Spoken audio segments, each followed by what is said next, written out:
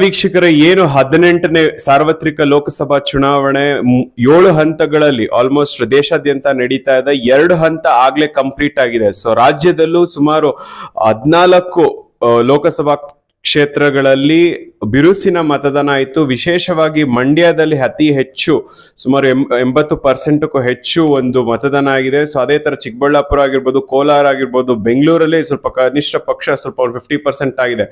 ಅದು ಕಂಪೇರ್ ಮಾಡ್ದಂಗೆ ತುಮಕೂರು ಬೇರೆ ಎಲ್ಲಾ ಕಡೆನೂ ಚುನಾವಣೆ ಪ್ರಕ್ರಿಯೆಗಳು ತುಂಬಾ ಚೆನ್ನಾಗಿ ನಡೆದು, ಹಾಗೆ ಮತದಾನನು ತುಂಬಾ ಚೆನ್ನಾಗಿ ನಡೆದಿದೆ. ಇನ್ನ ಮುಂಬರುವ ಮೂರನೇ ಹಂತದ ಒಂದು ಚುನಾವಣೆ ಮೇ 7ರಂದು ನಡೆಯಲಿದ್ದು, ಸೊ ದಾವಣಗೆರೆ ಆಗಿರ್ಬೋದು, ಶಿವಮೊಗ್ಗ, ಬೇರೆ 14 ಕ್ಷೇತ್ರಗಳ ಲೋಕಸಭಾ ಕ್ಷೇತ್ರಕ್ಕೆ ಚುನಾವಣೆ ಆಗ್ತಿದೆ. ಸೊ ಆ ನಿಟ್ಟಿನಲ್ಲಿ ಇವತ್ತು ನಮ್ಮೊಟ್ಟಿಗೆ ವಿಶೇಷ ಸಂಚಿಕೆಯೊಂದಿಗೆ ಏನು ಭಾರತೀಯ ಪ್ರಜೆಗಳ ಕಲ್ಯಾಣ ಪಕ್ಷದ ಲೋಕಸಭಾ ಕ್ಷೇತ್ರದ ಅಭ್ಯರ್ಥಿ ನಮ್ಮೊಟ್ಟಿಗಿದ್ದಾರೆ. ಅವ್ರನ್ನ ಮಾತಾಡ್ಸೋಣ. ಸರ್ ನಮಸ್ತೆ. ನಮಸ್ಕಾರ.